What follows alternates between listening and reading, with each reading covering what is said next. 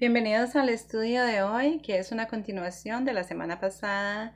Estamos hablando de los pactos ayer y hoy. Oremos. Señor, te damos gracias por este día. Pedimos que tu Santo Espíritu sea el que nos ilumine y el que dirija nuestro estudio. En el nombre de Jesús. Amén. La semana pasada estuvimos estudiando en el libro de Gálatas acerca de la justificación por la fe en Jesucristo solamente. Vimos en el capítulo 4 de Gálatas cómo Pablo nos está presentando una historia para representar los dos pactos, donde habla de Sara y de Agar, estas esposas de Abraham. Una iba a tener el hijo de la promesa, que era Isaac, y esta tarde quisiera empezar con el versículo 29 de ese mismo capítulo, donde dice: Empero entonces el que era engendrado según la carne perseguiría al que había nacido según el Espíritu. Así también es ahora. Vemos un conflicto ahí, una persecución entre los dos bandos. Uno que es el pacto antiguo y otro que es el nuevo pacto. En Génesis 4:8 está una historia que es triste.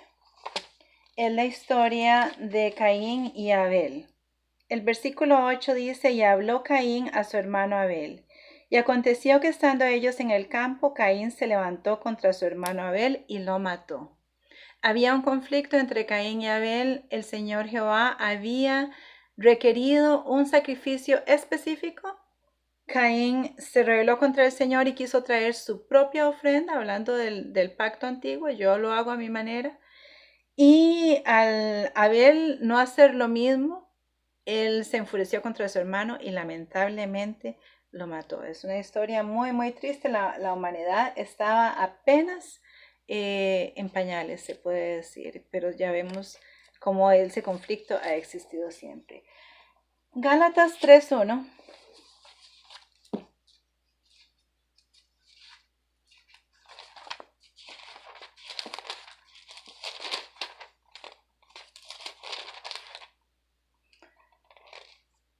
Dice: Oh Gálatas insensatos, ¿quién os fascinó para no obedecer la verdad, ante cuyos ojos Jesucristo ya ha sido descrito como crucificado entre vosotros? Pablo ahí estaba amonestando fuertemente a los hermanos de la iglesia de Gálatas, porque ellos conocían a Jesús y a Jesús crucificado. Y la salvación había sido presentada a ellos en una manera muy clara, y sin embargo ya ellos en este momento estaban buscando cómo justificarse ellos por sus propias obras, y el apóstol Pablo lo reprende severamente. Apocalipsis 1:4. Quiero iniciar este tema ya en lo que tiene que ver Apocalipsis con la idea de que Dios ha rodeado la tierra con su gracia. Y el mensaje aquí en el libro de Apocalipsis es un mensaje que nos muestra la gracia de Dios y la salvación que es en Jesús. Dice el capítulo 1, versículo 4. Juan, a las 7 iglesias que están en Asia: gracia sea con vosotros y la paz del que es, el que era y el que ha de venir, y de los 7 espíritus que están delante de su trono. El libro, el primer capítulo, está abierto con un saludo que nos habla de la gracia. Y podemos ir al capítulo 22, que es el último capítulo del libro de Apocalipsis y de la Biblia en sí. El versículo 21 dice: La gracia de nuestro Señor Jesucristo sea con todos vosotros. Así que vemos que inicia con gracia y continúa con gracia. Vamos a buscar otro versículo en 2 de Timoteo 1:9.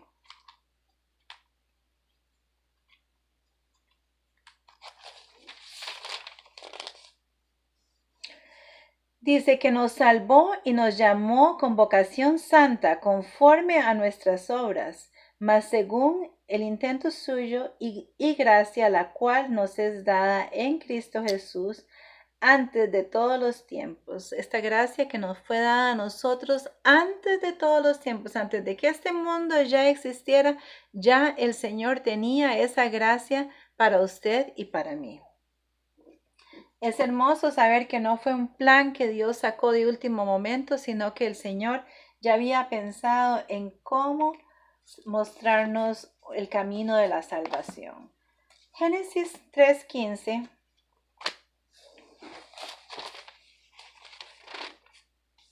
Aquí estamos viendo la historia de la caída de la humanidad y el Señor está hablando, Dios está hablando y aquí le está hablando a la serpiente. Dice, y enemistad pondré entre ti y la mujer y entre su simiente y la simiente suya. Y ésta te herirá en la cabeza y tú le herirás en el calcañar. Sabemos que cuando nuestro Señor Jesús, el Cordero de Dios, fue inmolado en la cruz del Calvario, Él derrotó completamente a Satanás. Satanás es un enemigo vencido completamente por el poder y la gracia del Señor. Pero el Señor también fue herido en el calcañar.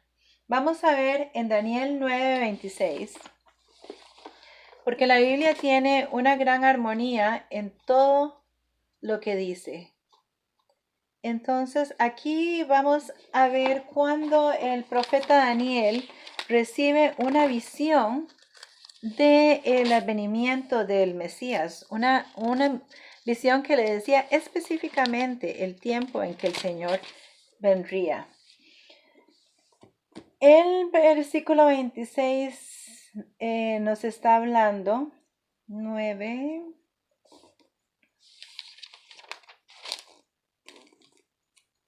Y después de las 72 semanas se quitará la vida al Mesías y no por sí.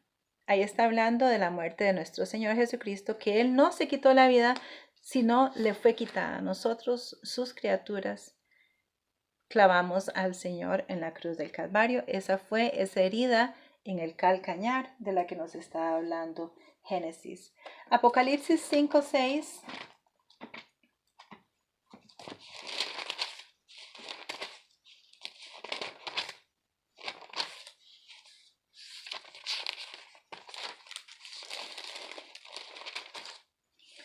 Dice, y miré aquí en medio del trono y de los 4 seres vivientes y en medio de los ancianos estaba un cordero como inmolado que tenía 7 cuernos, 7 ojos, que son los 7 espíritus de Dios enviados en toda la tierra. Esta es aquí el primer cuadro en el Apocalipsis donde vemos al Señor Jesús representado como el cordero inmolado. Hoy podríamos hablar mucho rato, hay mucho de qué estudiar en el libro de Apocalipsis. Nos queremos concentrar por asuntos de tiempo en lo que es el carácter de Dios, el sello de Dios, pero sí vamos a darle una pincelada a lo que está sucediendo en el cuadro del Apocalipsis y el conflicto que se ha generado y que se está llevando a cabo. El Apocalipsis 12,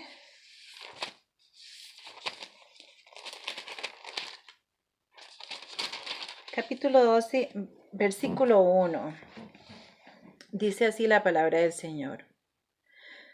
Una grande señal apareció en el cielo, una mujer vestida del sol, la luna bajo sus pies y sobre su cabeza una corona de 12 estrellas. ¿Quién es esta mujer? Esta mujer que aparece como una señal en el cielo, una mujer vestida del sol, y con la luna a sus pies.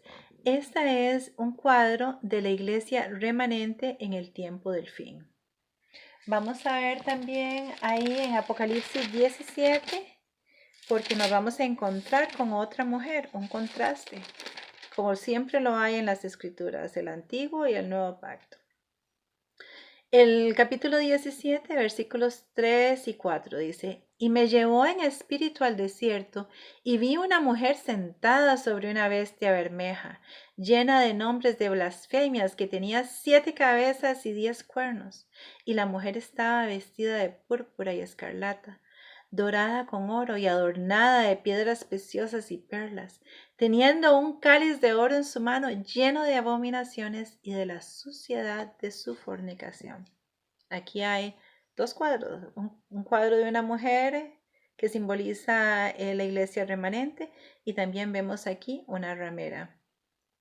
Es un asunto importante que recordar cómo están estas dos mujeres relacionándose en este conflicto. Apocalipsis 17:14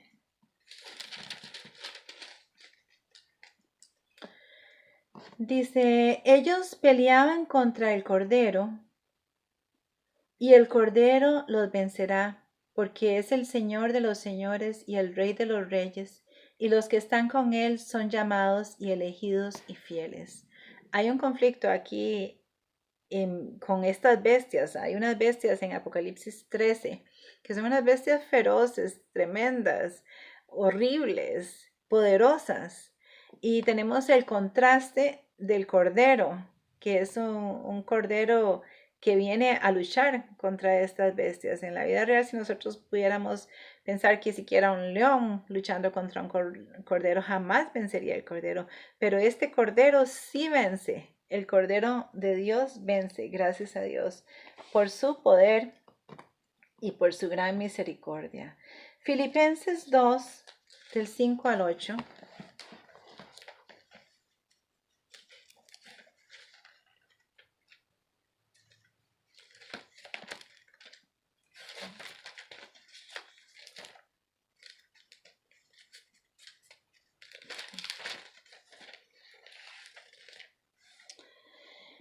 Este capítulo 2 del 5 al 8 lo habíamos visto la vez pasada y habíamos estado viendo los pasos que el Señor Jesús había tomado, que nosotros debemos de tomar en el arrepentimiento, en la confesión, en la humildad.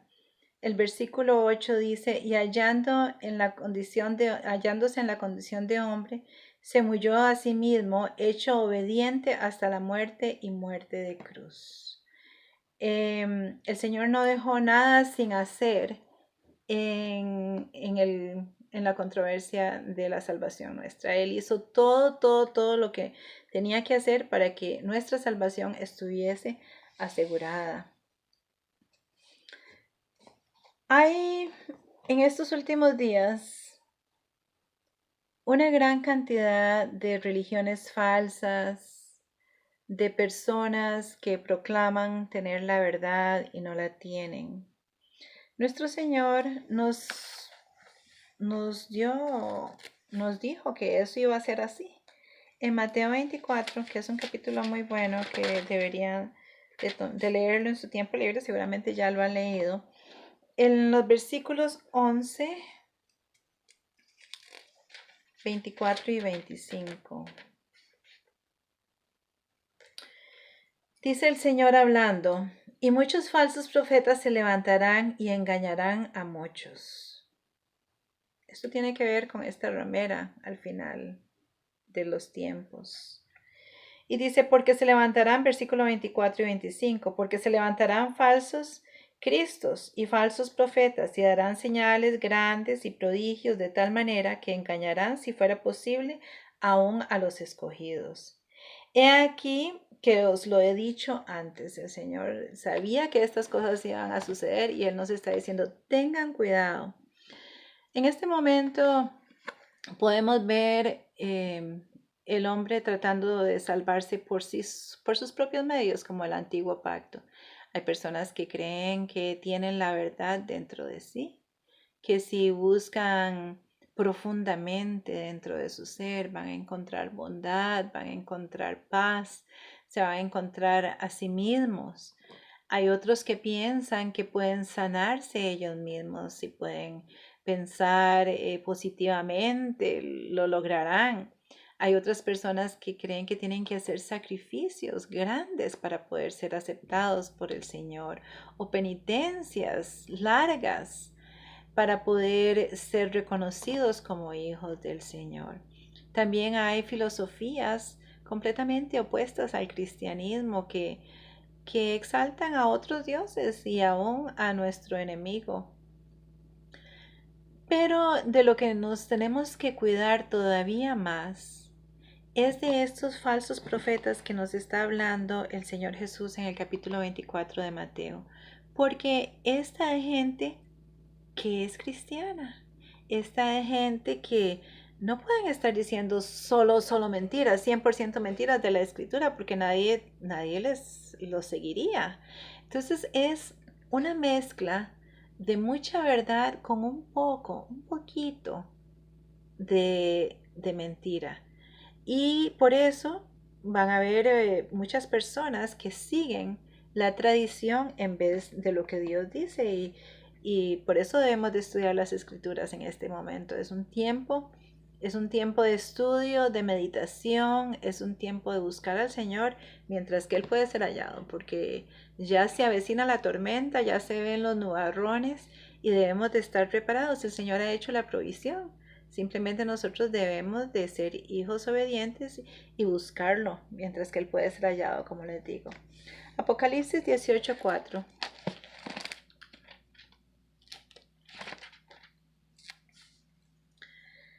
Dice, y oí otra voz del cielo que decía, salid de ellos, pueblo mío, para que no seáis partícipes de sus pecados y no recibáis sus plagas. El Señor conoce la magnitud de la tormenta y conoce las consecuencias de la decisión de cada ser humano. Por eso hace este llamado final con el afán de que nadie se pierda, sino que todos sean salvos. Y dice, salid de ella, salid de Babilonia, pueblo mío.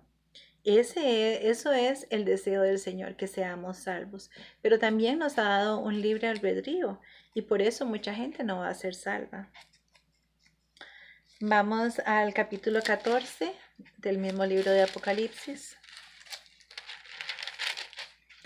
y el versículo 12. Dice, aquí está la paciencia de los santos, aquí están los que guardan los mandamientos de Dios y tienen la fe de Jesús. Estas son las características de los salvos aquí ya en el capítulo 14 de Apocalipsis. Entonces, ¿qué dice? La paciencia de los santos. Paciencia de los santos. Un asunto muy importante. Los que guardan los mandamientos de Dios y la fe de Jesús. Quiere decir que aquí ya al final, en las últimas páginas de la historia de la humanidad, la ley de Dios todavía sigue siendo importante. Vamos a ver un poquito más acerca de esto. El capítulo 14, el versículo 1, dice, y miré y aquí el Cordero estaba sobre el monte de Sión, y con él 144,000 que tenían el nombre de su Padre escrito en sus frentes. ¿El nombre de quién tenían estos 144,000? El nombre de su Padre escrito en sus frentes. Vimos anteriormente que había un sello del enemigo, ¿verdad? La marca de la bestia. Pero el Señor también tiene su sello. Vamos a ver, esto es muy importante cuando Él dice el nombre de su Padre escrito en sus frentes. Vamos a Éxodo 34 para hablar un poquito de esto, del nombre de su Padre. 34 versículos 5 al 7. Aquí estaba Moisés con el Señor. Dice, y Jehová descendió en la nube y estuvo allí con él, proclamando el nombre de Jehová. Y pasando Jehová por delante de él, proclamó, Jehová, Jehová, fuerte, misericordioso, piadoso, tardo para la ira, grande en misericordia y verdad, que guarda la misericordia y millares, que perdona la iniquidad, la rebelión y el pecado, y que de ningún modo justificará al malvado, que visitará la iniquidad de los padres sobre los hijos, sobre los terceros y los cuartos. ¿Cuál es el nombre que nos dice aquí en Éxodo 34? Porque ese nombre del Padre es el que está escrito en la frente de sus salvos. Dice, declarándolo, Jehová, Jehová fuerte, misericordioso, piadoso, tardo para la ira, grande en misericordia y verdad. Este es el carácter de Dios. Este es el sello de Dios sobre su pueblo, que lo identifica completamente con lo que Él es, con quien Él es. Y eso es lo que nosotros eventualmente, como hijos suyos, vamos a revelar a la humanidad, al resto de las personas, para que ellos también puedan acercarse y ser salvos. Colosenses 3.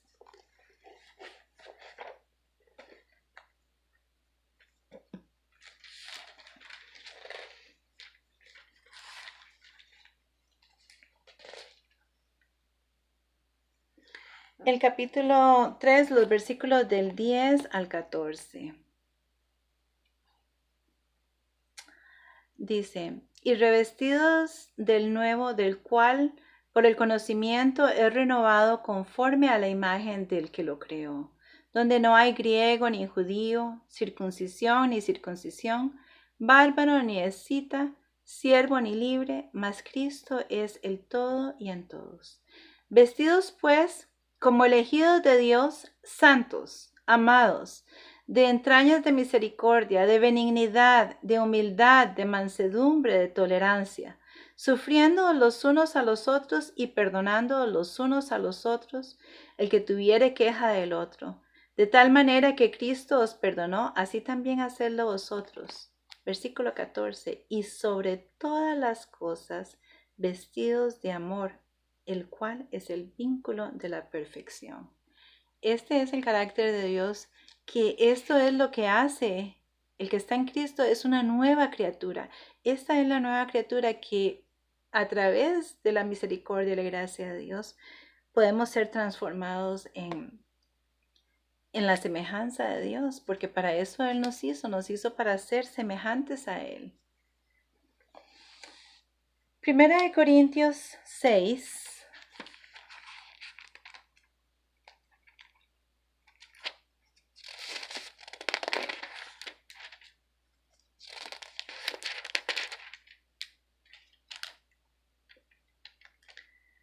Los versículos 9 en adelante dice, ¿no sabéis que los injustos no poseerán el reino de Dios?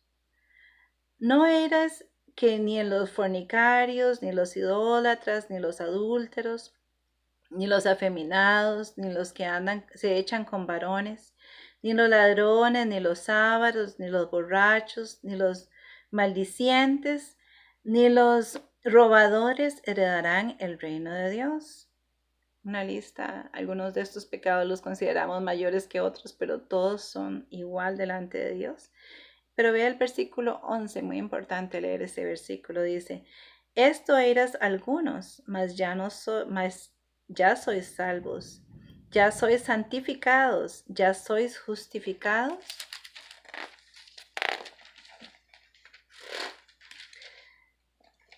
Por el nombre de nuestro Señor Jesús y por el Espíritu de nuestro Dios.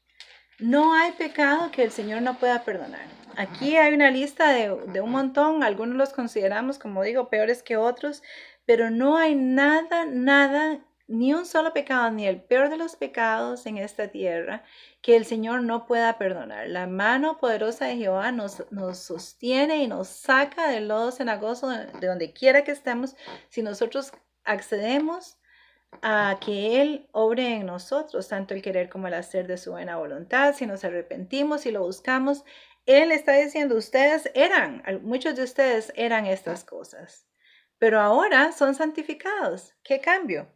De la perdición a la santificación. Vemos cómo el carácter de Dios se empieza a reflejar en el corazón de los hombres, porque como Pablo les decía a los Gálatas, no son salvos por medio de la fe, ni somos salvos si somos salvos por medio de la fe, no somos salvos por medio de la ley, pero sí somos salvos y guardamos la ley, porque el Señor la escribe en nuestros corazones y llega a ser parte de nosotros, parte de ese nuevo ser que somos en Cristo. Gálatas 5, vamos a ver un poquito de las obras de la carne y de las obras del Espíritu. Gálatas 5, el versículo 19 en adelante. Dice, y manifiestas son las obras de la carne, que son adulterio, fornicación, inmundicia, disolución, idolatría, hechicería, enemistades, pleitos, celos, iras, contiendas, disensiones, herejías, envidias, homicidios, borracheras y cosas semejantes a estas, de las cuales os denuncio, como ya os he anunciado, que los que hacen tales cosas no heredarán el reino de Dios. Versículo 22. Mas el fruto del Espíritu. Este fruto es el fruto del Espíritu de Dios en nuestras vidas. No es nada que nosotros hayamos hecho para merecerlo, pero al aceptar el sacrificio de nuestro Señor Jesús, al aceptar la justificación que Él nos da, este Espíritu de Dios se convierte en nuestras vidas y nos transforma y pone el amor, gozo, paz, tolerancia, benignidad, bondad y fe, mansedumbre, templanza. Contra tales cosas no hay ley. ¿Por qué no hay ley contra tales cosas? ¿Por qué? Porque esta es la ley de Dios ya escrita en nuestros corazones. Porque cuando lo aceptamos, cuando decidimos entregarle nuestra vida al Señor, Él nos transforma en una nueva criatura. Y así nos prepara para este conflicto final, porque está a las puertas, la venida del Señor está a las puertas. La decisión de su salvación está en sus manos. Si usted desea estar dentro de ese grupo que sigue al Cordero donde quiera que van a ser sellados con el sello de Dios, es su decisión. Pero también recuerde, va a haber otro grupo que ha decidido seguir la tradición, que ha decidido buscar su propia justificación, que ha buscado exaltarse a sí mismo, que ha buscado la tradición más que a Dios. Y esos lamentablemente serán destruidos finalmente. Así que la decisión es suya y mía en el día de hoy, que el Espíritu de Dios nos guíe en el camino de la salvación para que podamos estar listos para el gran día del Señor. Bendiciones.